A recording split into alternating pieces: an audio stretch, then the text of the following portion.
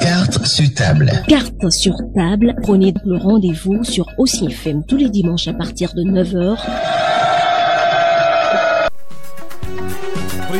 De l'année 2018. Très heureux de vous retrouver sur les différents canaux de diffusion du groupe de presse Le Matinal. Voici votre émission Cap sur table, l'émission sociopolitique hebdomadaire.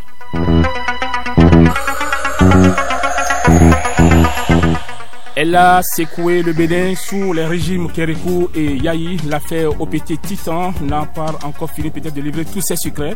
Eh bien, l'émission de ce jour va vous plonger dans la genèse de Titan, cette société américaine, eh bien, et de son implication au Bénin, comment elle s'est installée au Bénin, ceux qui l'ont aidé et le contenu de son accord avec l'ES-OPT lors de l'éclatement du scandale. Le directeur général de l'ES-OPT qui a signé le contrat avec la société américaine à nom Barthélémy Agnan.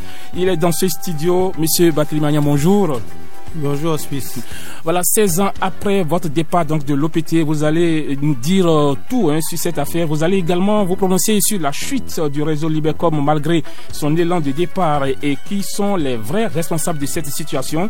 Monsieur Barthélémy Agnan, vous êtes aussi un acteur politique puisque vous présidez le Parti du Progrès et de la Démocratie PPD, même si depuis un certain temps elle est un peu en veilleuse.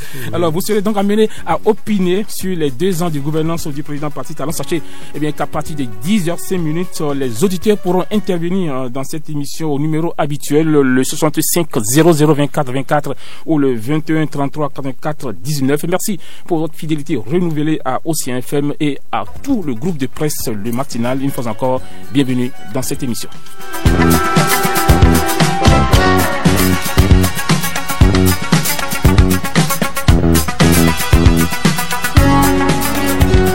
Voilà, avec toute une équipe qui va m'accompagner dans cette émission jusqu'à 10h30. Monsieur Barthélémy Agnan, rebonjour. Alors, bonjour. Voilà, qu'est-ce que vous êtes devenu depuis votre sortie de prison il y a de cela 8 ans et demi? Avant la prison, j'ai cessé mon fonction de directeur général de l'OPT en 2001. Et ça veut dire qu'il s'est écoulé du temps. Absolument. Avant que l'on me mette en prison. Parce que on m'a mis en prison en novembre 2006. Il s'est écoulé beaucoup de temps. J'y ai passé 3 ans. Par la grâce de Dieu, je suis sorti en novembre 2009. 3 ans pile. 3 ans pile, Oui, voilà. on en parlera. Oui. Et puis, de novembre 2009 à juillet 2010, il me restait donc quelques mois d'activité. Bon, j'ai rien fait, j'ai pas fait grand chose puisque sorti de la prison, c'est pas aussi. Sorti de la prison, commencer à travailler, c'est pas évident. Donc, mais j'ai été admis à la retraite en juillet, le 1er juillet 2010. 2010. Depuis ce temps-là, donc j'étais pratiquement à la retraite. Je suis à la retraite actuellement, oui. Oui.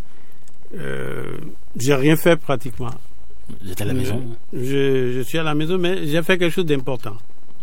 Ce que j'ai fait d'important, c'est que je crois en Dieu. Je suis chrétien, fermement chrétien. Vous êtes pasteur, c'est ça? Je ne suis pas pasteur. Je n'ai pas reçu l'appel de pasteur, mais je servais l'église, la communauté, c'est ça. Et j'étais très actif. Je le suis encore un peu. Mais donc c'est ce que j'ai fait d'essentiel depuis ce temps-là. C'est ça.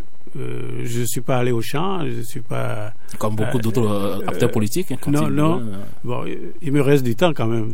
Tout à fait. Tant qu'on n'est pas mort, il y a de l'espoir. Tout à fait. Comme le disait un artiste ivoirien. Alors nous allons donc Bénin, j'allais dire autant pour moi. Alors, je l'avais dit tantôt, Monsieur Barthélémy Agnan, l'affaire OPT Titan à Sikoué, donc le Bénin sous les régimes Kérékou et Yahi. Beaucoup de choses ont été dites sur cette affaire, corruption, détournement, faux et usage de faux pots de vin. Vous étiez donc le directeur général de l'ES-OPT au moment des faits, Monsieur Agnan. Oui. Alors, les Béninois ont besoin d'être informés sur ce qui s'est réellement passé dans cette affaire qui a connu quand même des développements rocambolesques, Monsieur Agnan.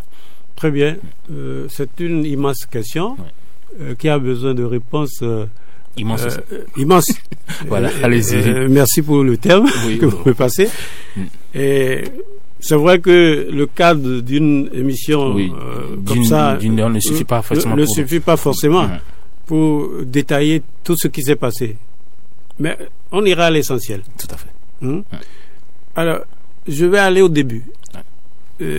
Au début, c'est-à-dire dès qu'on m'a nommé directeur général de l'OPT en août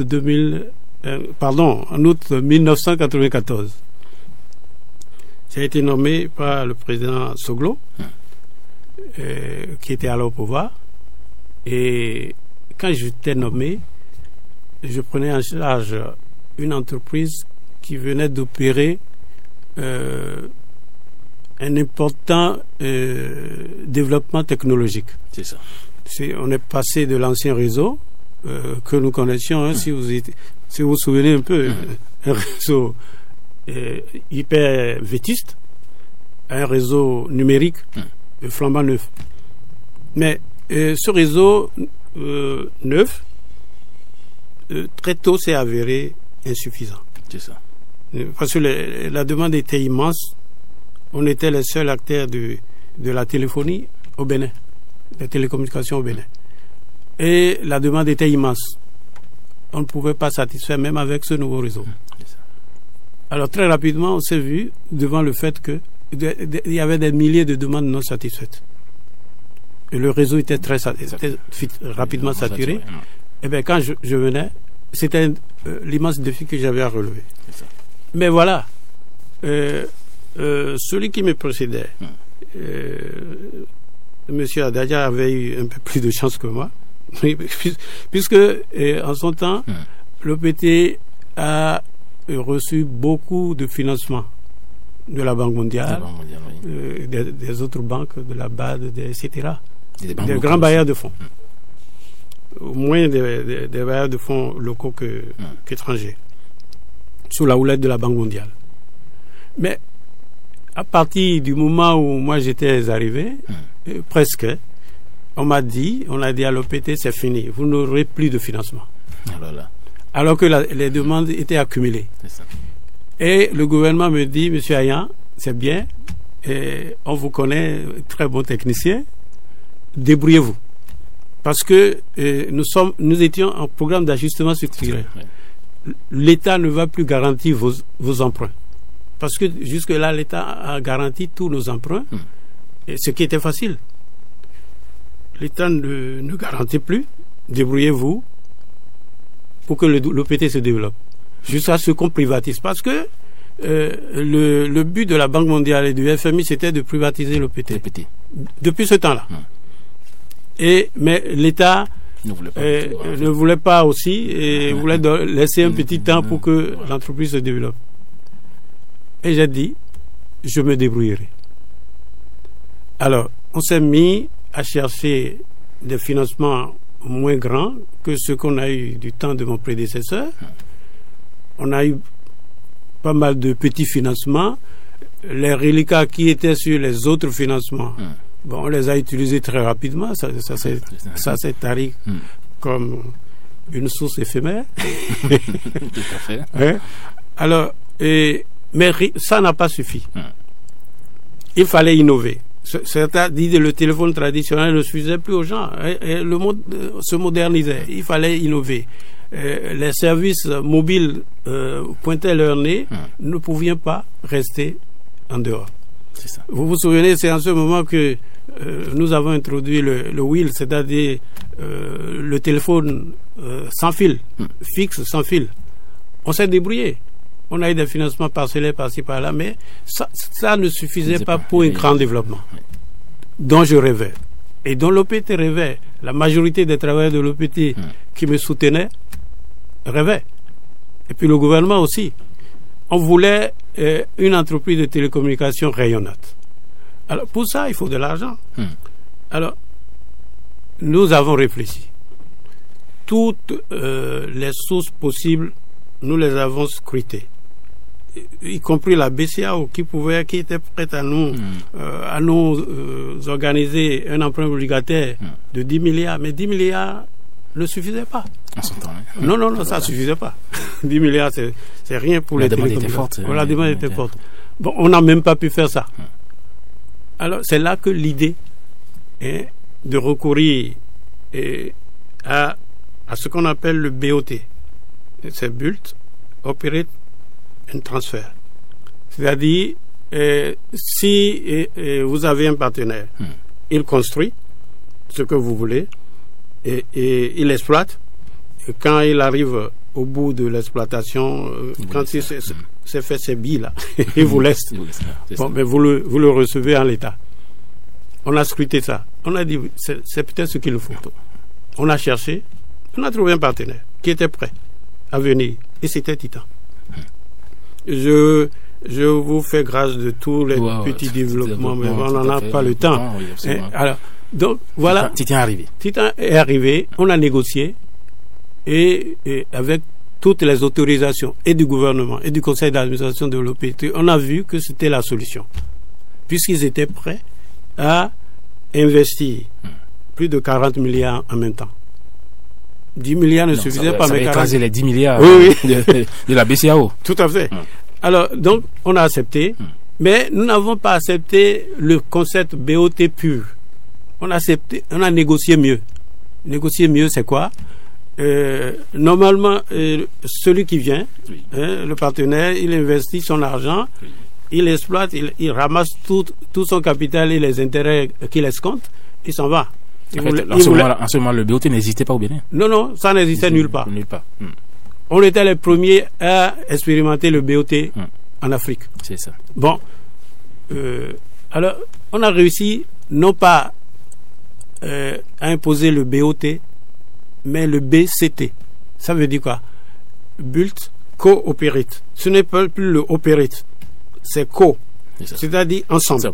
Je l'ai dit avec mes cadres qui me soutenaient à Titan, on ne peut pas vous laisser exploiter et attendre peut-être 5 ans, 10 ans que vous preniez tout ce que vous pouvez et vous nous laissiez un réseau obsolète puisque nous sommes en technologie. Les télécommunications, ça vieillit vite. La technologie vieillit vite. Alors donc, ils ont accepté. Après beaucoup de négociations, d'âpres négociations, ils ont accepté quoi? Qu'ils exploitent le réseau qu'ils vont construire avec nous. Parce que nous avons un atout. Nous n'avions pas l'argent, c'est vrai, mais nous avions une expérience. Nous avons la compétence technique.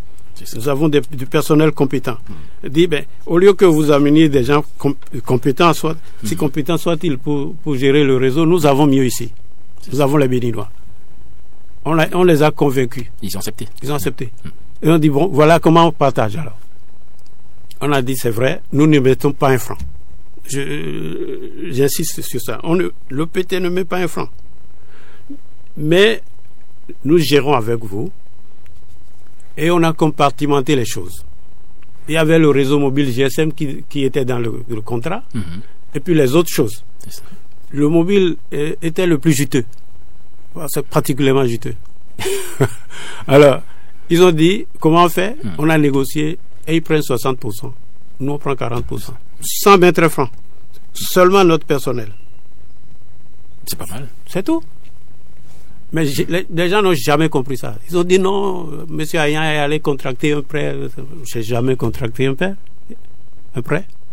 Donc, ils ont accepté ce concept qui était nouveau. C'est vrai que quand quelque chose est nouveau, on en a peur. À ce moment, le mobile n'était pas dans la sous-région, à part le Sénégal. À part le Sénégal et le Togo qui venait de lancer le GSM. On était les seuls. On a lancé avant la Côte d'Ivoire. On a lancé avant le Nigeria à côté. Le téléphone portable a été lancé. Oui, GSM. Avant le Nigeria. Avant le Nigeria. Ben oui. Je l'apprends aujourd'hui. Oui. Même Internet. Nous étions les premiers à lancer Internet dans ce pays. Dans la sous-région. Cette sous-région. Quand je partais, l'OPT du Bénin, entreprise d'État, était la meilleure entreprise gérée après le Sénégal.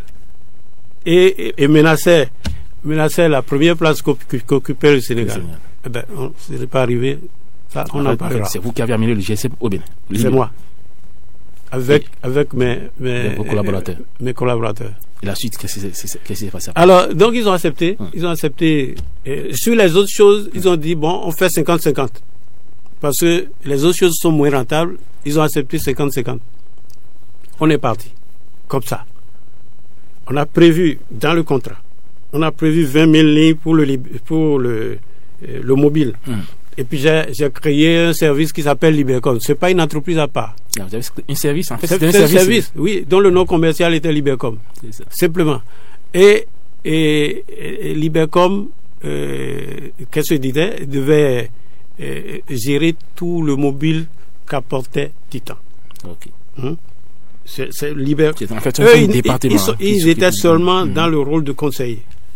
Donc, ils n'ont pas exploité vraiment comme le BOT l'aurait voulu. C'est du BCT. On a prévu 20 000 lignes dans le contrat. Pour 5 ans. Tenez-vous bien, pour 5 ans. 20 000 pour 5 ans. 20 000 lignes. Oui. Mais après 6 mois, après 6 mois, nous avons fait 70 000 lignes. 6 mois.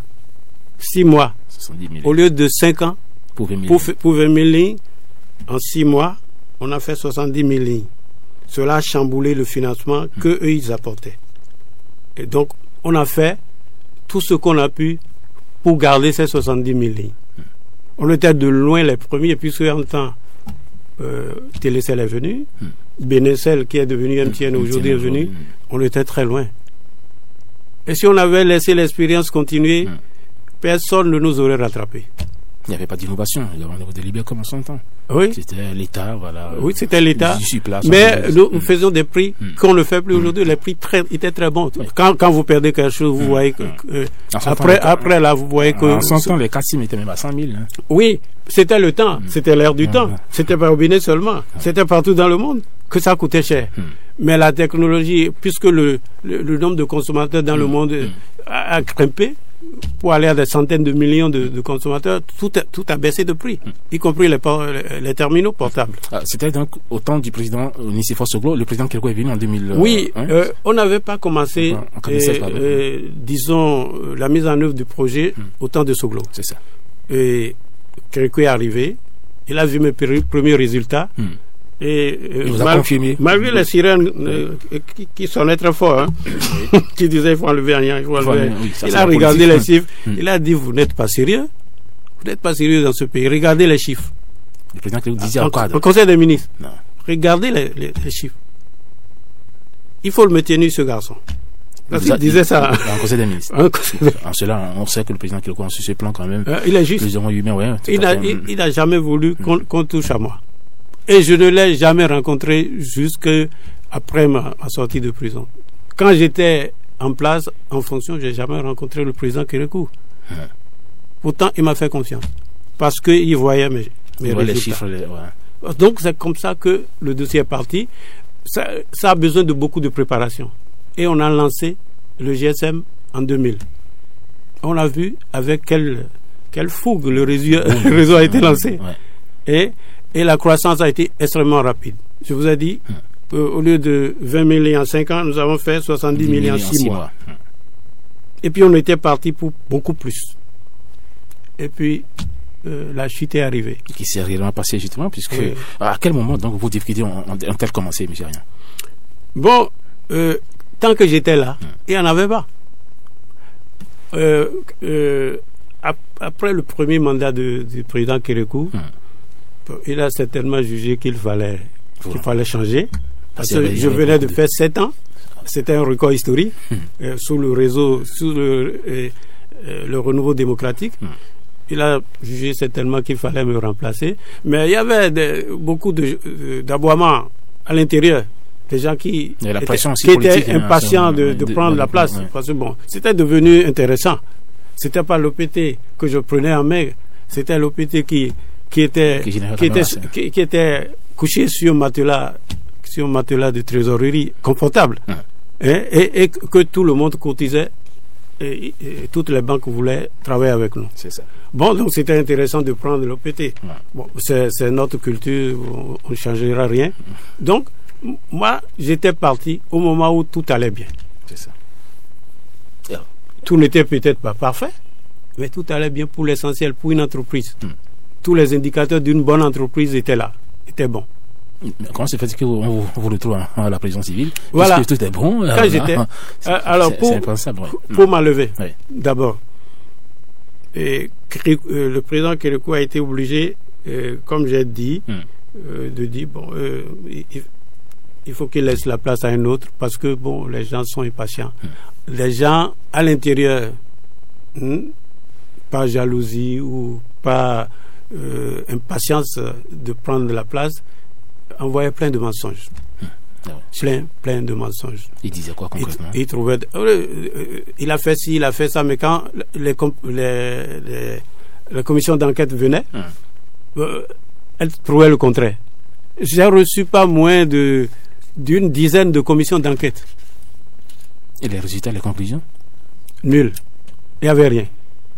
Mais il poussait. Les mensonges étaient... Vous savez que pour qu'un mensonge soit cru, il faut qu'il soit gros. Donc les mensonges étaient de plus en plus gros et ils ont trouvé des relais à l'extérieur. Des relais à l'extérieur, à la présidence même. Et on est allé par exemple dire au chef de l'État que Titan là est venu prendre l'argent de l'OPT. Alors que, comme je vous ai expliqué, ils ont pris leur argent, c'est-à-dire le prêt bancaire qui a été fait ici, c'est vrai, au Bénin, mais sous la responsabilité de Titan. C'est eux qui ont fait l'emprunt, qui ont fait le prêt. C'est à eux que les banques ont prêté, avec notre témoignage, bien sûr, on a dit que oui, c'est vrai, c'est pour nous, mais c'est tout, nous n'avons pas de responsabilité dedans. C'est ça la vérité. Mais on est allé dire au chef de l'État que non, l'OPT a pris de son argent 42 milliards pour laisser à Titan. On a même dit en son temps, M. Ayan, que Titan vous a payé $14 000 pour frais de voyage de 1999 à 2001. Vous avez, voilà, c'est du mensonge. Pourquoi? Parce que dans un projet, chacun a des responsabilités. Et il y a des voyages que je ne devais pas faire. Et il devait venir ici, depuis la Californie aux États-Unis. Ils ont dit, Monsieur Ayan, si vous voulez, nous allons nous arrêter à Paris et vous venez là-bas avec votre équipe. C'est à eux de payer. C'est ça. Donc c'était pas... Ça n'a rien à voir. Quand nous voyageons, nous avons notre budget de voyage. Et donc si c'est de nous, nous payons.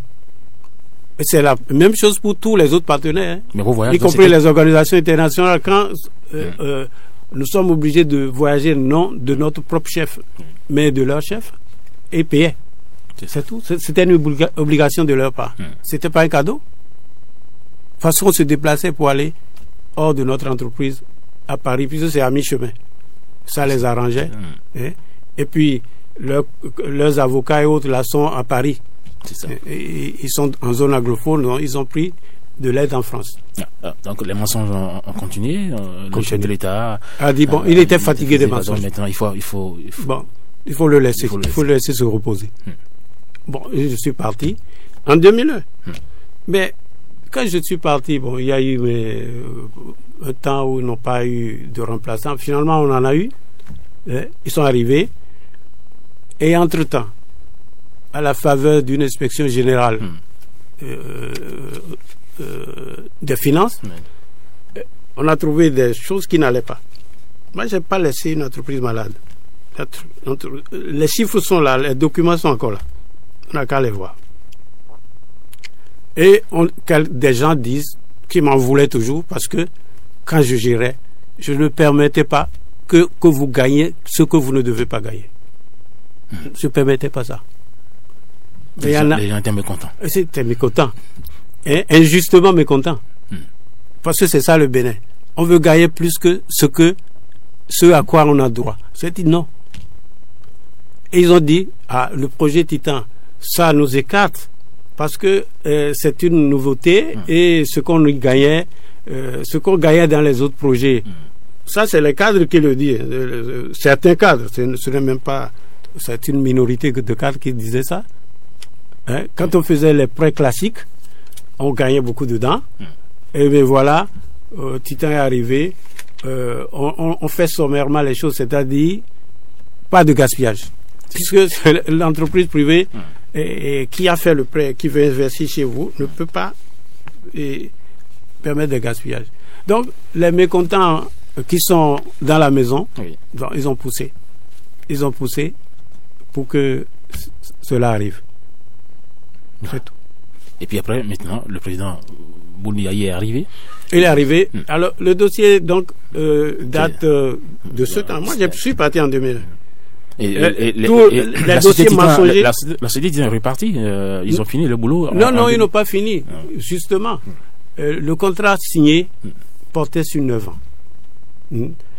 Et 9 ans, c'était théorique.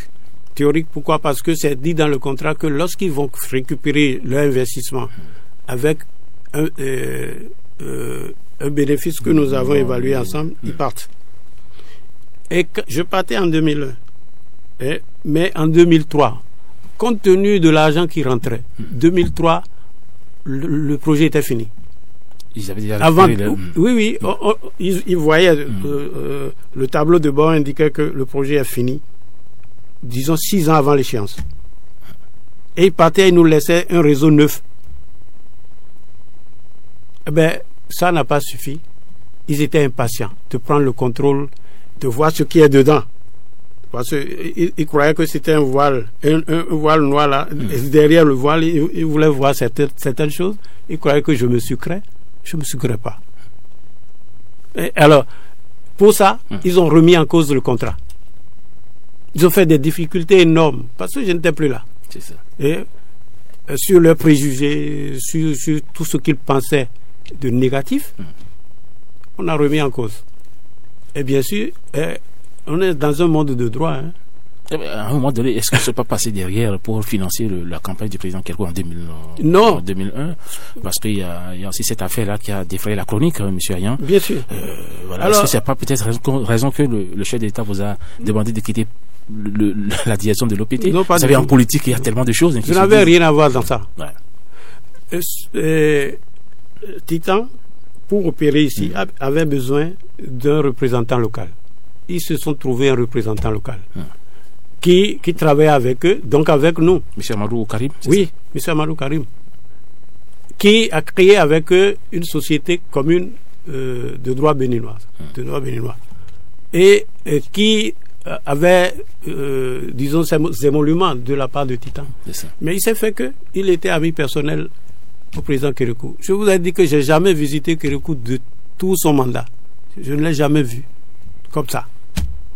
Alors, il est ami personnel du chef de l'État et en ce moment, il a trouvé qu'il fallait financer sa campagne sur ses propres billes, ce qu'il gagnait avec Titan ou ailleurs. Donc, ce n'était pas Titan qui avait financé? Non. C'est la personne de Amadou Karim. La personne de Amadou Karim. Il en a le droit. Est-ce qu'on ne voit pas ça tous les jours ici maintenant? Vous avez le droit de financer qui vous voulez. Il a financé. Ça ne s'est pas sorti des caisses du projet. C'est pour gagner quoi après? Et puis après? Lui, il est son ami. Il est son ami personnel et on ne peut pas savoir ce qu'il gagne avec son ami. Personne ne peut, disons, aller voir derrière un droit que quelqu'un a. C'est son droit. Donc vous confirmez que Titan n'a jamais financé la campagne? Jamais financé. Non, jamais. Si on regarde les comptes du projet, dont ils sont ordonnateurs, moi je ne suis même pas ordonnateur, mais ils ne peuvent pas sortir d'argent sans qu'on soit informé, puisque les revenus du projet, nous les partageons. Ça n'a pas apparu. Il n'y a rien qui a indiqué que Titan a financé une campagne. C'est Amadou Karim qui a financé. Oui, monsieur Agnan, avec ces milliards, avec ces centaines de millions, vous n'avez pas été tenté à un moment donné par cet argent-là liquide que vous voyez quand même dans la caisse. C'est pas facile. Hein? Je vais vous raconter une anecdote. Quand on allait on faisait les formalités du projet, on avait besoin de papier de la part du gouvernement, ce qu'on appelle les lettres de confort, pour que le partenaire soit rassuré. Parce que tout le monde veut, celui qui investit quelque part veut être rassuré. Et dans les courses, il y a un ministre. Je tais son nom, si vous me le permettez. Voilà, ça nous gêne, c'est cas citable, ça ne nous gêne pas. Non, je tais son nom. D'accord, allez-y. Alors, qui m'a dit, monsieur Agnan, vous voyez, le projet est bon, mais vous voyez tout ça là, 40 et quelques milliards. Vous n'allez pas me dire que vous n'avez pas touché les traditionnels 10%. C'est la bouche de deux ministres du gouvernement. 4 milliards. 4 milliards. Pour vous seul. Pour moi seul. Vous n'avez pas touché ça? Je l'ai regardé, j'ai dit, monsieur le ministre, je me contente de ce que l'OPT me paye. Je suis bien payé, disons, à la béninoise. Je suis bien payé, je m'en contente.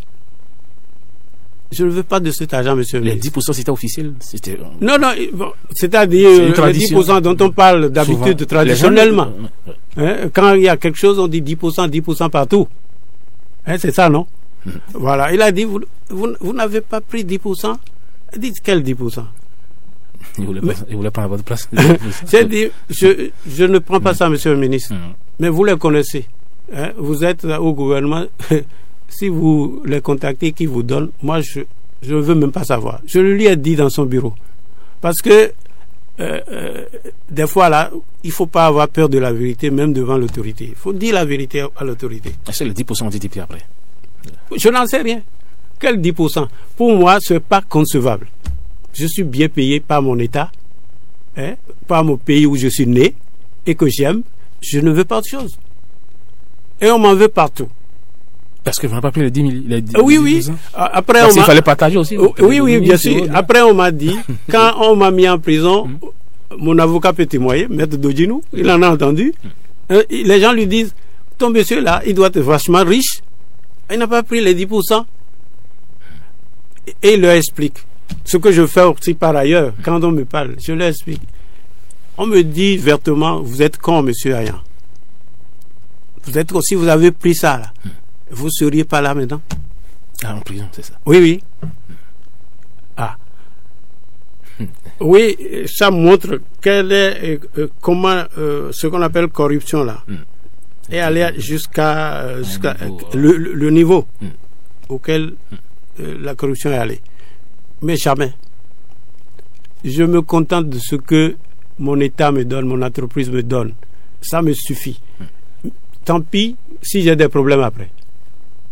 Mais je ne peux jamais avoir de problème. La preuve, Dieu m'a sauvé de ce traquenard. Oui, vous êtes allé en prison. 3 ans de prison, mais c'est quand même trop. Si vous n'avez rien pris, qu'est-ce qui s'est passé? Vous avez rencontré 4 fois le juge. Qu'est-ce que le juge vous a dit? Alors j'étais là-bas. Oui. Le jour où j'allais, elle m'a annoncé, le juge d'instruction, on m'a amené de la BEF au tribunal. On nous a gardé toute la journée à 22h. Le juge vient et me dit, bon, monsieur Agnan, on vous envoie en prison. J'ai rigolé. Il a dit, vous rigolez? J'ai dit, oui. Ben, j'ai rien fait. Je rigole parce que j'ai rien fait. Ça va choquer d'ailleurs mon épouse. Je lui rends hommage ici, mon épouse, parce qu'elle m'a soutenu jusqu'au bout. Ah oui, ça c'est la vraie femme, ça. Oui, la vraie. Une vraie femme. Femme authentique. Alors, elle m'a soutenu jusqu'au bout, mais quand je rigolais, aussi, elle était un peu fâchée. Elle dit, mais tu rigoles, tu vas en prison et tu nous laisses. J'ai dit, je rigole parce que vous verrez, la vérité sortira. Moi, j'ai pas fait ça. La preuve. Donc, on m'a envoyé en prison comme ça. Pendant que j'étais en prison. Qui vous a envoyé en prison? Qui est celui-là qui vous a envoyé en prison? Et quand je suis sorti, je suis allé à Benetel, comme j'ai dit, vous m'avez mis en prison. Il dit, nous on n'a jamais rien fait. Nous, c'est pas nous. Ah, c'est pas vous? C'est qui alors? Bon, donc c'est qui? Alors, j'ai été voir le président Yahi et quand je suis sorti. Le président Yahi... Il était au courant, bien sûr. Bien sûr. Quand Kérékou a entendu qu'on m'a mis en prison, il était en boule. Il n'était plus au pouvoir. Il a dit, mais c'est pas possible. Et il a interpellé le chef de l'État d'alors, le président Yahi, qui a dit, non, papa, comme il parle souvent, papa, moi je ne savais pas. C'était pas courant. Il a dit, mais si tu n'es pas au courant, si j'ai tenu le pays comme ça, toi tu viendrais le voir. Comme ça. Monsieur Ayan n'a rien fait. J'ai vu le dossier. Alors, il a dit quoi après? Il a dit, non, président, bon, on va voir. Bon, mais il n'a rien vu. Hein. C'est Dieu qui m'a sorti de prison. Parce que mon avocat continuait la bataille et le dossier allait en cours d'appel. Ils ont vu que ce monsieur-là, il faut le libérer. Mais comme il a dit, le président Yahya a dit à Kérékou, quand il va sortir, qu'il vienne me voir. Je suis allé le voir. Le président Kérékou, d'abord? Le président Yahya a dit à Kérékou, quand monsieur Ayan va sortir, il va venir me voir. Vous êtes allé voir alors le président Yahya? Je suis allé le voir. Je voulais savoir. Et dès qu'il m'a vu, monsieur Ayan, vous avez maigri. J'ai dit oui, mais dans les conditions de la prison, c'est prison, on ne peut que maigrir. C'est pas les dollars là-bas. C'est pas la dollars là-bas. C'est pas la joie là-bas. C'est pas la joie. Avec les bandits. Oui, les bandits. Il dit, mais qui a fait ça? Les Béninois sont méchants. Il me disait ça. J'ai dit, mais comment je peux savoir, monsieur le président? Il a dit, mais ce n'est pas le ministre là? Quel ministre? Le ministre Daja. Il a dénoncé devant moi, devant le témoin, le témoin là. Il dit, c'est lui. Moi, j'étais en voyage, je suis venu, on a dit qu'on a mis M. Ayan en prison. Moi, je ne comprends pas. Bon. Mais pourquoi je suis resté là 3 ans? Là, il ne m'a pas expliqué. Mais et quand il a fini de dire ça, j'ai dit, Monsieur le Président, je suis vivant, c'est l'essentiel. Mon Dieu m'a maintenu vivant. Mais monsieur Ayan, vous savez qu'en son temps, vous n'avez pas supporté le président Boni Yahi, vous avez supporté le président Moussou Brilo, il y a tout ça, les combats politiques. Et justement, c'est pour tenter de comprendre finalement, c'est ce à quoi je viens. C'est ça. En 2006, quand la campagne de Yahi se préparait, et des autres, alors, j'avais un parti. Hein? J'ai eu le malheur de créer un parti. Le malheur. Oui. Et il m'envoie un message pour dire, il faut que tu me soutiennes. Parce qu'il me connaissait. Quand il était à la BOAD, il venait ici en tournée. Et il m'a encouragé à prendre des prêts à la BOAD, ce que j'ai fait. Oui. Même si ces prêts n'ont pas suffi au développement. J'ai pris. Donc il me connaissait. Il m'a dit, dites-lui de venir me soutenir. C'est ça. Et son staff m'a d'ailleurs invité avec insistance. Je suis allé avec mes camarades du parti. Oui. On lui a dit, nous, on ne décide pas comme ça. Monsieur Ayan ne peut pas décider seul. C'est ça. C'est un parti de démocratie. Si on décide de soutenir quelqu'un, on le fera ensemble. Donc j'ai dû mettre en débat tout ceci, mais le parti a choisi Moussou. Alors la guerre est partie. Et on m'a rapporté après qu'il a dit qu'il sera élu et qu'il va me mettre en prison. Non, en fait, il savait pour se venger. Il savait très bien ce qui se faisait. C'est ça? Oui. Et bon, ça n'a pas raté. Il m'a mis en prison et on se connaît la suite. C'est Dieu qui m'a soutenu. Lui s'est vengé parce que je ne l'ai pas soutenu en 2006. C'est ça. Mais je ne pouvais pas être autre chose que démocrate parce que je crois à la démocratie. C'est ça. Alors, ça, c'est la politique. Ça, vous êtes président des partis politiques, il fallait s'y attendre, monsieur. Bien sûr, bien, les coups bas. Ouais, c'est des coups bas. Est-ce que ça pousse la raison que vous êtes un peu éloigné donc, de la politique aujourd'hui? En fait, on dit de coups bas, mais il faut quand même réfléchir avant de lancer des coups bas de cette nature. Vous en voulez aujourd'hui au président Yahi, c'est ça? Je ne lui en veux pas. C'est les faits qui lui en veulent. Hein? Moi, je lui ai pardonné maintenant. D'ailleurs, Je l'ai pardonné dans mon cœur. Mais à lui, comme à d'autres, je dirais, il faut plus faire ce genre de choses. N'envoyez pas un innocent en prison. Sur des mensonges, sur de simples soupçons. Pendant 3 ans, le juge m'a reçu 4 fois seulement. 4 fois. Parce que le juge ne comprenait rien. Il m'a reçu 4 fois, regardait les dossiers. Et chaque fois là, on n'a pas fait plus d'1 heure et demie. Vous voyez, en 3 ans, vous passez 6 heures chez le juge. Pourquoi vous êtes là? Parce que le dossier était vide. C'est ça. On ne peut pas envoyer un père de famille en prison parce que derrière lui, on a fait du mal à une foule de gens. À ma femme, à mes enfants, à ma famille, à mes amis. C'est pour cela que vous dites qu'ils ont gâché la suite de votre carrière, c'est ça? Oui. Quand on jette de l'opprobre sur vous comme ça, avant que les gens aient confiance en vous, c'est difficile. Et puis le pire, mais eux, ils circulent librement. Pire encore, c'est qu'on a suspendu votre pension de retraite, c'est ça qui est... Oui, pendant longtemps, il y a des gens qui ont dit que non, ce dossier-là, même s'ils n'en savent rien, et ils n'en savent absolument rien. Ils ont dit, quelqu'un à la fonction publique a dit, non, le dossier, ils ont qu'il y a un dossier là.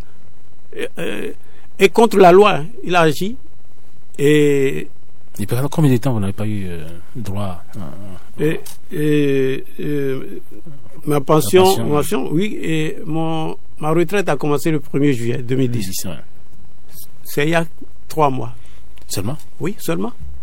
Que j'ai commencé à toucher ma pension. Parce que quelqu'un a eu la bonne idée de cacher mon dossier, même de l'envoyer aux archives.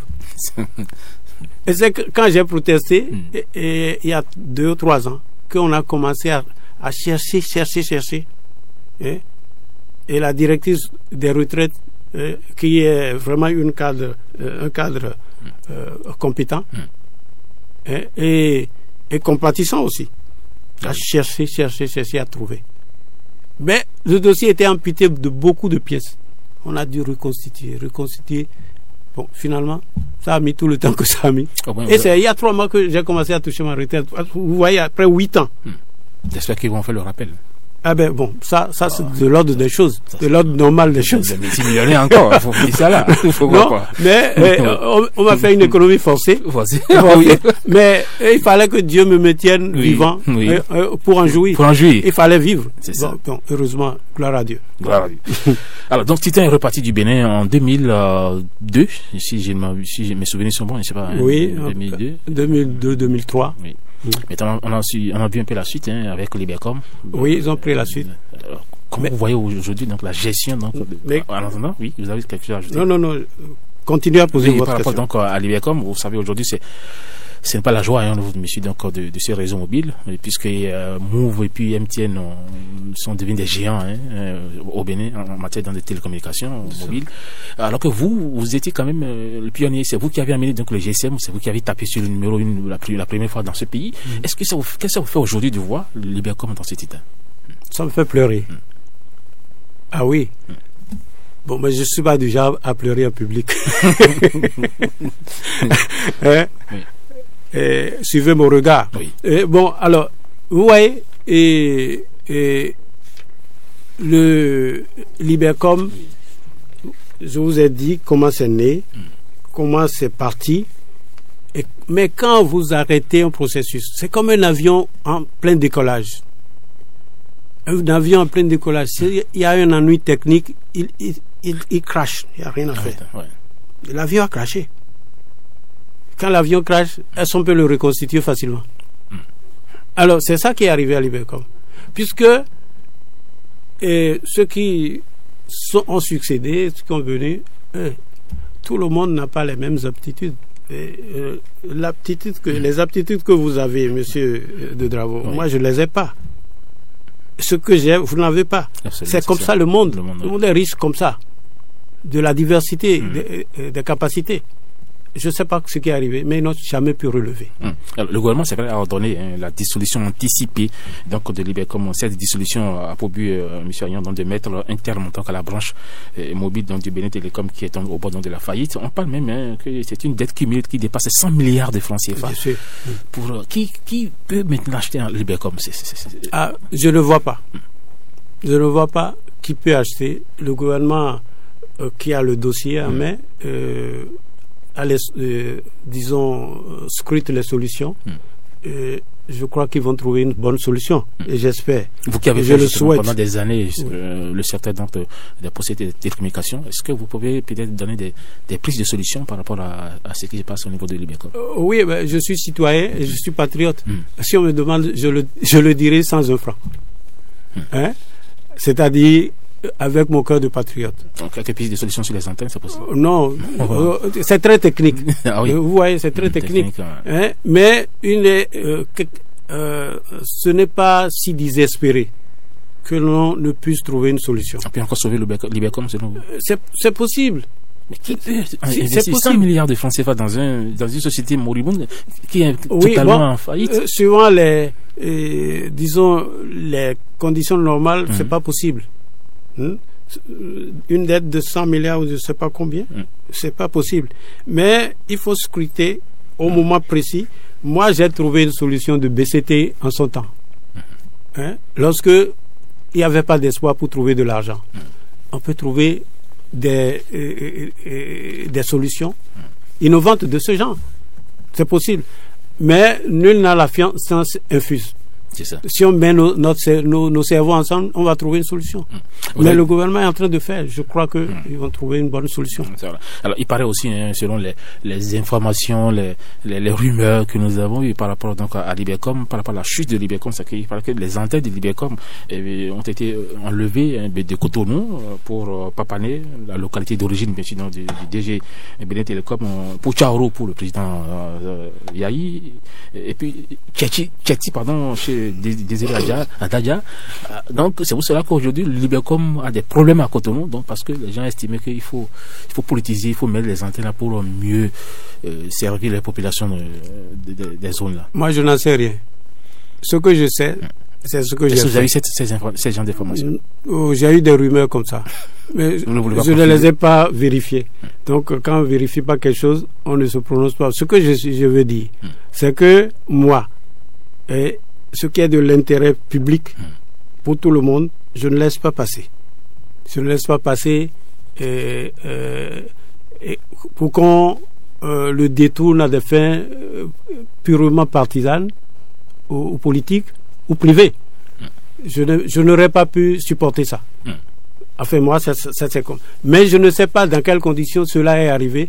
Il faut aller fouiller. Il y a également le ministre Gaston Zossou qui est quand même cette affaire OPT Titan, il a été cité abondamment, hein, c'est vrai qu'il a dit qu'il ne maîtrise rien dans cette affaire-là. Monsieur Agnan. Voilà, monsieur Gaston Zossou est arrivé au ministère, je crois en 2000 quelque part, je ne maîtrise pas. Fin 99 ou 2000, il est arrivé au ministère. Moi, j'étais encore directeur général de l'OPT. Et je suis parti en 2001. Il faut noter ça. Je suis parti au moment où il était encore là. Mais quand il était là, je ne vois pas en quoi ce dossier le concerne. C'est ça. Il a fait son travail de ministre.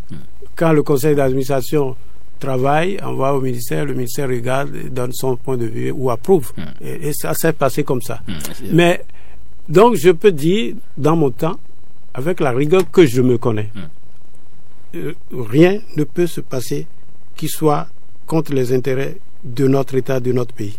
C'est ça. Rien ne s'est passé comme ça. Mais maintenant, après mon départ, le dossier a continué, puisque ils ont remis, je dis ils, les nouveaux dirigeants de l'OPT d'alors ont remis en cause le contrat Titan. Donc les choses ont commencé, ça s'est envenimé. Il était encore là. Donc je ne peux pas parler du moment où je n'étais pas là. C'est vrai qu'il dit, M. Gaston Soso dit que l'affaire Titan a deux sources documentaires officielles. La première, ce sont donc les minutes de greffe donc des tribunaux américains. Et puis le second, c'est l'audit demandé au ministre des Finances. Donc voilà ce qu'il a dit très bien par rapport donc à... Non, il y a plus de documents que ça. Oui, c'est bon, mais c'est ce qu'il en sait. Oui, c'est ce qu'il en sait. Et c'est ce que j'en dis, moi. Aujourd'hui, c'est vrai que MTN et Move sont donc en quasi-monopole, je l'avais dit tantôt, donc, sur le secteur du mobile. Les deux géants contrôlent donc à eux sur le 90% donc, du réseau. Est-ce que c'est faisable? Deux géants qui prennent 90%, Libercom 10%, l'État est là, et voit tout, ça se passe. Oui, c'est ça qui fait mal au cœur. C'est ça qui fait mal au cœur. Qui viennent chercher alors disons, parlons de MTN. Quand on m'a forcé à partir en 2001, MTN, son ancêtre s'appelle Télécel. Ici, ils avaient 5000 lignes. Moi, j'en avais 70 000. MTN. Oui. 5000 lignes. Ils avaient 5000 lignes. Je dis, ils sont près de 4 millions. Il y a quand même 230 000 abonnés. Oui. Alors maintenant, quand je partais, ils étaient venus me voir. Avant de partir, j'étais encore en place pour quelques semaines. Ils sont venus me voir pour dire, monsieur Ayan, négocions. Nous allons vous céder à Libercom le réseau Télécel. J'ai dit, ça m'intéresse, monsieur.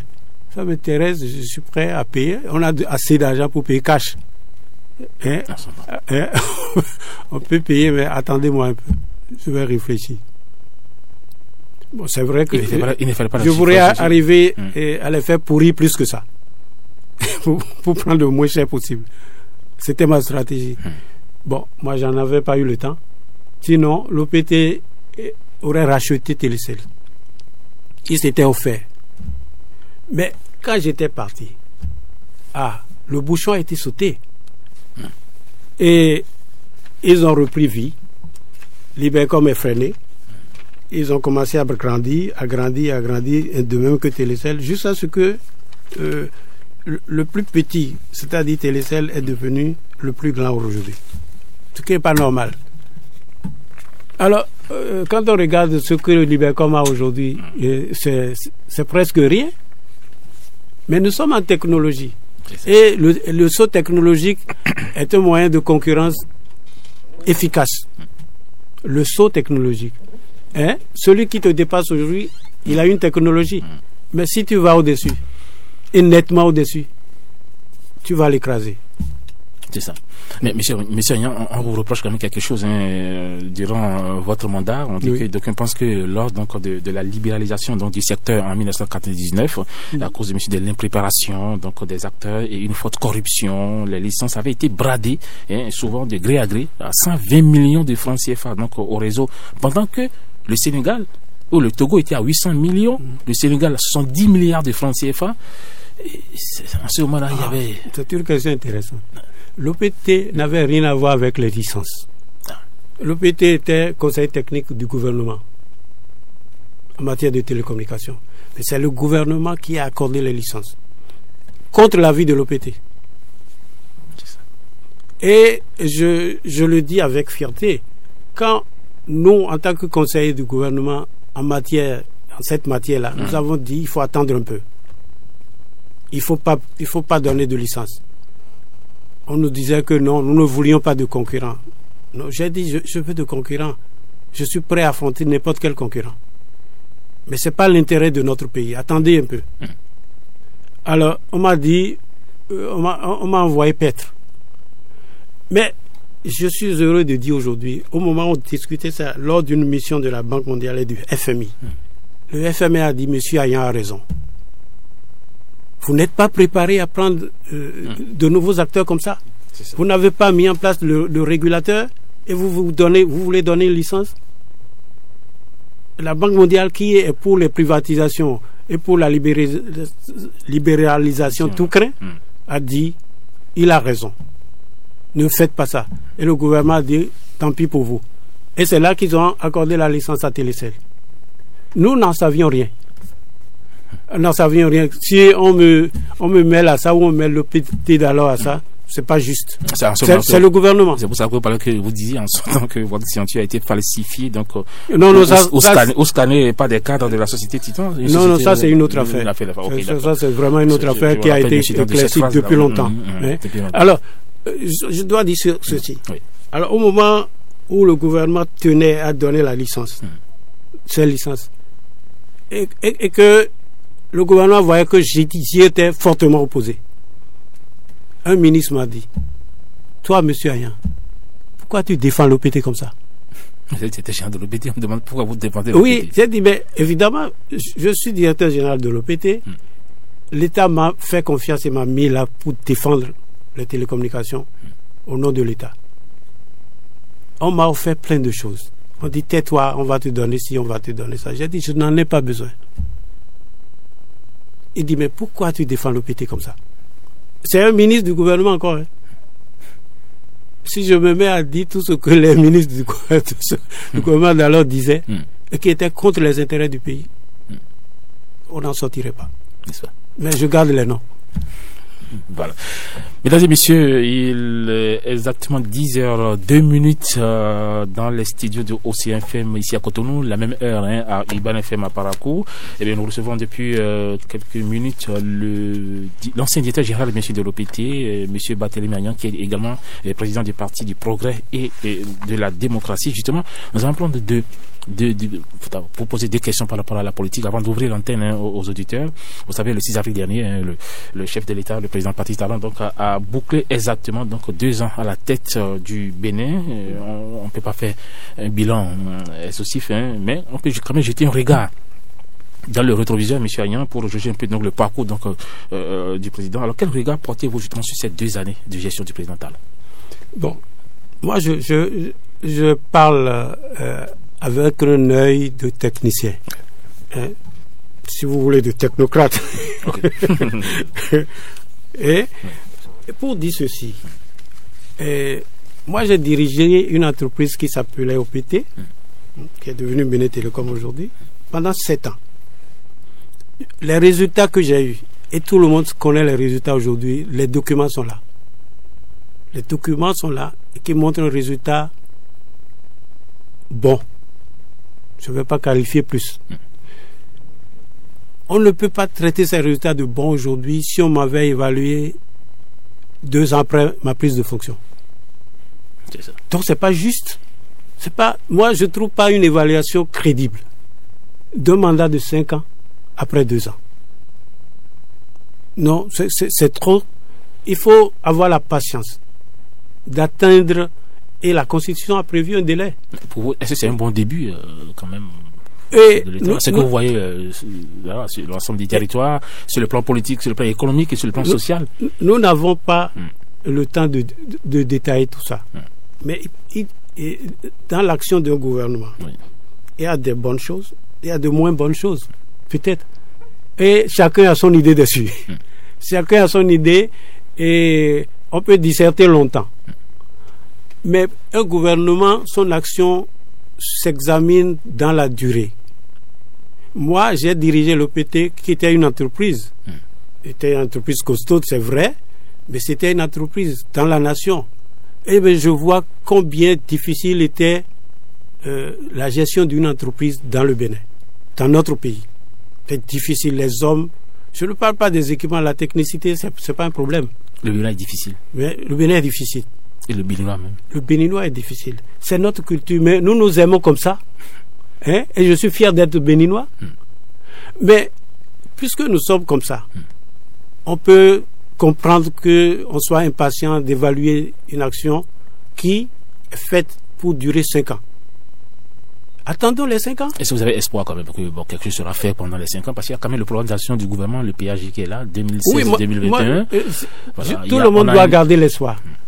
Parce que ça ne sert à rien de ne pas garder l'espoir. Pourquoi nous serions désespérés? On a vu les autres gouvernements se succéder à la tête de notre pays. Et on peut en dire autant après 2 ans. Eh bien, pourquoi ne garderait pas patience? Pour regarder, moi je dis cela de l'entreprise OPT que j'ai dirigée. Si on m'avait évalué en 1996, on aurait dit qu'il n'y en a rien foutu. Mais si on ne me parle en 2001, on dirait autre chose. Vous voyez? Donc, il faut garder patience. Il faut attendre que le gouvernement aille au bout de son programme. Et nous avons le temps d'évaluer. Mais pour l'instant, le président Talon est en phase avec les aspirations du peuple béninois, selon vous? Il a fait un programme. Il a été élu sur un programme. Et il exécute son programme. On attend. Puisque vous avez été directeur général d'une entreprise publique, oui. Quand on voit un peu ce qui se passe au niveau du port autonome de Cotonou, où on a vu voilà, le directeur général qui est un Belge, voilà, le comité de direction pratiquement qui sont composés bien sûr des Belges, on a confié carrément donc, bien sûr la gestion du port de Cotonou donc à des étrangers. Est-ce que vous partagez disons cet avis du chef de l'État qui veut qu'il faut leur donner la chance le temps que les Béninois apprennent encore à mieux diriger les entreprises? Oui, et moi je ne me prononce jamais si je n'ai pas tous les éléments. Moi je ne suis pas resté dans mon coin pour dire que ce que le gouvernement a fait en prenant des Belges, c'est pas bon, c'est pas ci, c'est pas ça. Il faut que nous ayons tous les éléments. Est-ce que tous ceux qui parlent ont les mêmes éléments que le gouvernement avant de se prononcer? Et on a le temps d'évaluer. Vous êtes dans le pays, vous voyez ce qui se passe, M. Rien. Mais on ne va pas dire. Il va faire la langue de bois par rapport à ça. On sait que tout le monde sait que le port autonome de Cotonou, c'est géré par... je le sais. Je le sais, mais j'ai pas les éléments pour dire pourquoi il a fait ça, pourquoi le gouvernement a fait ça. Il faut aller voir le pourquoi. Est-ce que c'est parce que les Béninois sont tellement corrompus? Voilà, on a vu ce qui s'est passé sous le président Bolignaï au port. Je vous ai dit que le Bénin est difficile. Le Bénin est difficile. Si je me reporte encore à l'OPT dans mon temps, et on serait tenté de dire allons prendre quelqu'un de l'extérieur pour diriger l'OPT. Mais on ne peut pas, pour quelqu'un qui veut un résultat dans un temps donné, et le juger de but en blanc sans attendre d'avoir tous les éléments. Si j'ai les éléments, je peux me prononcer. Voilà. Alors, dernière question avant de prendre quelques Béninois, quelques auditeurs monsieur, en ligne, puisque vous êtes président de parti politique, monsieur Agnan. Est-ce que comment se porte le parti politique, ça va? Oui, bon. Pour l'instant, c'est le statu quo. C'est le statu quo et j'y suis accroché de moins en moins. Parce que je vois que la politique... vous avez tellement reçu de coups. J'ai reçu des coups, mais ce n'est pas pour les coups. Je crois que à l'âge où je suis arrivé, il y a peut-être mieux à faire. C'est ça. Pour servir son pays, il y a mieux à faire. On peut le servir dans n'importe quelle position. Donc vous êtes d'accord avec la proposition de loi portant en charge des partis politiques qui est sur la table de la commission des lois à l'Assemblée nationale, une nouvelle charte qui fera donc disparaître tous les petits partis politiques, puisque l'article 21 de la proposition de loi oblige donc un parti politique en création à avoir tout au moins 100 membres dans chaque commune. Cela fait 7700 membres pour créer un parti politique. Donc vous êtes partisan donc de la réforme du système partisan, monsieur Agnan. Si ça nous apporte du mieux, pourquoi pas? J'ai même ces derniers mois, si vous avez surveillé l'actualité, j'ai tenté quelque chose dans ce sens, pour regrouper des partis, essayer à terme de créer un parti à partir de cette fusion-là, de cette alliance-là. Mais ça n'a pas prospéré. Pourquoi? Bon, les gens sont impatients. Ils sont occupés par le présent. Qu'est-ce qu'on y gagne tout de suite? Ils ne vont pas. Mais, qu'on le veuille ou non, on y arrivera. C'est ça. Parce que c'est pas bon de rester éparpillé. Mais on ne peut pas non plus fixer mécaniquement le nombre de partis. C'est pas possible. Votre parti est de la rupture, mais du centre ou bien de l'opposition? Mon parti ne fonctionne plus. Donc je ne sais pas vous répondre. C'est ça. Ouais. Il a demandé pourquoi je ne me suis pas étendu sur les ministres. Voilà. Pourquoi je n'ai pas appelé de nom. J'en finirai pas si j'appelais des noms. Si je dois prendre de mon expérience de 7 ans comme directeur général à la tête de l'OPT, je n'en finirai pas. Et puis, ce n'est pas la peine de soulever des polémiques. Je peux le dire, mais puisque tout ce que moi je dis, c'est prouvé. Mais je ne veux pas les troubler. Ils se reconnaissent. L'essentiel, c'est de se corriger. De corriger. un ministre du gouvernement ne doit pas s'étonner que quelqu'un, un compatriote, défende l'État. Il doit l'encourager. Il ne savait pas peut-être ça. Je ne fais de leçons à personne, je fais de leçons de patriotisme à personne, mais qu'il change. Je ne veux pas citer simplement pas, c'est pas par pudeur ou par peur de quoi que ce soit, mais disons par sagesse. Qu'il me permette de mettre en œuvre cette sagesse. L'essentiel, c'est que nous apprenions ensemble les leçons pour que notre pays aille mieux. Alors, il a demandé pourquoi les bijoux à Madame Kérékou. Je vais rapidement le dire. Au moment où c'est arrivé, je rappelle que le chef de l'État était en tournée aux États-Unis pour d'autres choses. Il n'était pas allé pour Titan, pour quoi que ce soit de ce genre. Il est allé là-bas. Le projet était déjà en œuvre.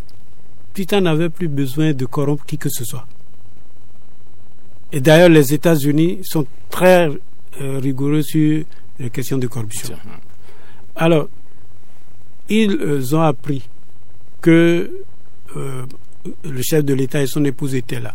Et comme on le fait dans le monde entier, les Chinois le font, les Japonais le font, tout le monde le fait dans le monde. Et quand vous êtes acteur étranger dans le pays d'un autre et que vous le rencontrez, soit chez lui ou ailleurs, vous faites un geste d'amabilité. C'est ça. Ils lui ont donné, je ne sais pas si c'est une montre ou un bijou, ils lui ont donné. Dans l'ordre d'1 million, c'est ça? Oui, c'est ça. C'est ridicule. C'est ridicule. Vraiment. Et dans d'autres pays, des bijoux comme, je dis bijoux, des cadeaux comme ça, qu'on donne au chef de l'État, à un ministre ou à sa famille, sont gardés dans un musée. Ça. En France, par exemple, c'est comme ça. Mais nous n'avons pas cette loi ici qui oblige, quand vous recevez un cadeau, qui vous oblige à remettre le cadeau dans le patrimoine de l'État. Il n'y a pas ça. Mais c'est un bijou. C'est un truc de presque rien du tout. Et que tout le monde fait dans le monde entier. Voilà. Ils n'ont pas donné cela pour avoir quoi que ce soit. Ils étaient déjà ici. Alors, c'est intéressant quand même. Oui, monsieur Brice, oui.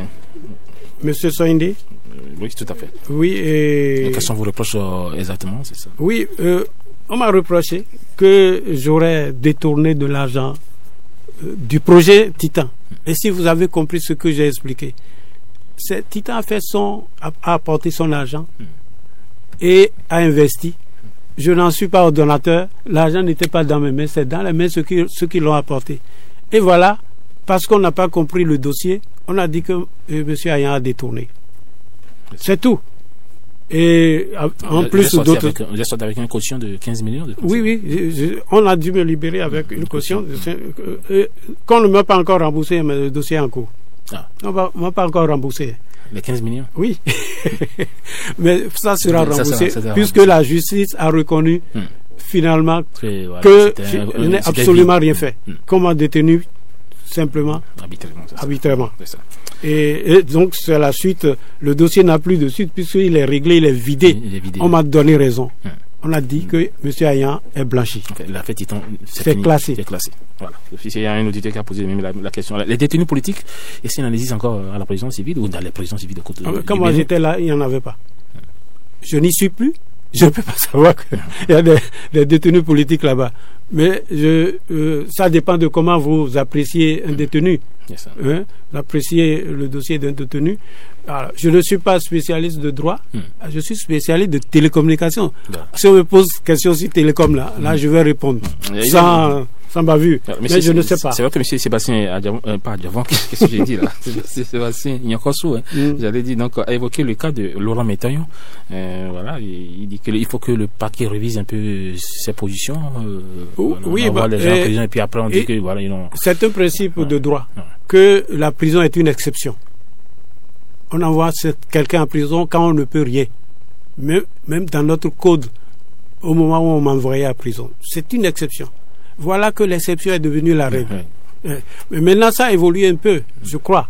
Ça a évolué un peu par rapport au moment où j'étais en prison, puisque aujourd'hui, le nouveau code pénal demande que les gens payent une certaine caution en attendant que le dossier soit examiné, et ils sont chez eux. C'est ça. Bon, c'est déjà mieux. Mais, s'il vous plaît, qu'on ne mette pas des innocents en prison. Ça, c'est le plus grave. Jamais des innocents en prison. Il faut faire attention pour ne pas envoyer des innocents en prison. Parce que vous mettez en prison une foule qui est derrière eux, qui sont touchés à jamais. Bon, Dieu répare tout. Un œuf cassé, là, Dieu peut le reconstituer. Voilà. Tout à fait. Alors, monsieur Emmanuel Blessy, voilà, vous faites confiance à la justice béninoise actuellement. Quel conseil vous donnez donc au président Talon par rapport à la fronde sociale? Moi, je fais confiance à la justice. Et c'est l'une des dernières questions que le juge m'a posée lorsque j'étais encore en prison. À la 4e session, on m'a reçu en 4 réunions. La dernière m'a dit, qu'est-ce que vous pensez? J'ai dit, madame, c'était une dame, je fais confiance à la justice de mon pays.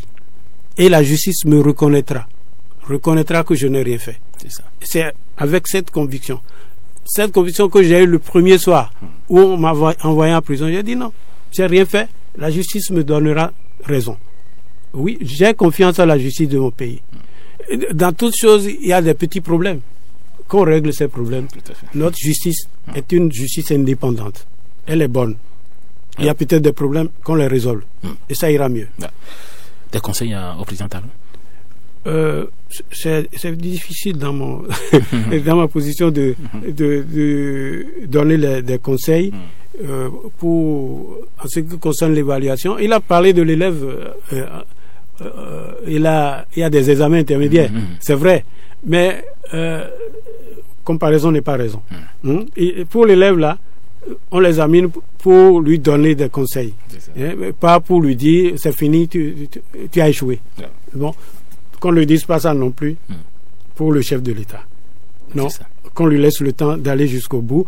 Et si j'ose donner un conseil, c'est simplement en entendant tout ce que les gens disent, de voir ce qui est possible de faire pour améliorer les choses et pour que le poids peut-être que les gens ressentent, et chacun ressent le poids suivant sa situation, que ces poids soient allégés. Mais cela ne veut pas dire qu'on doit l'évaluer maintenant et tirer les conclusions. 30 secondes pour votre mot de la fin avant de quitter ce studio. Je vais peut-être me répéter, mais de grâce qu'on n'envoie plus personne en prison innocemment. C'est ça. Que l'on punisse les gens pour ce qu'ils font, réellement pour ce qu'ils font. Je suis anti-corruption. Ma gestion à l'OPT l'a montré. On peut examiner tous les dossiers, on ne verra pas un franc détourné par rien. Vous êtes prêt à travailler encore avec Talon malgré votre... Je suis prêt à travailler pour mon pays, n'importe quand. Suivant mes forces actuelles. Moi, je ne suis plus jeune comme en 1994, lorsque Soglo me nommait. La fougue de la jeunesse n'est plus, mais la tête du sage est là. Ah, ça c'est clair. Ça se voit d'ailleurs.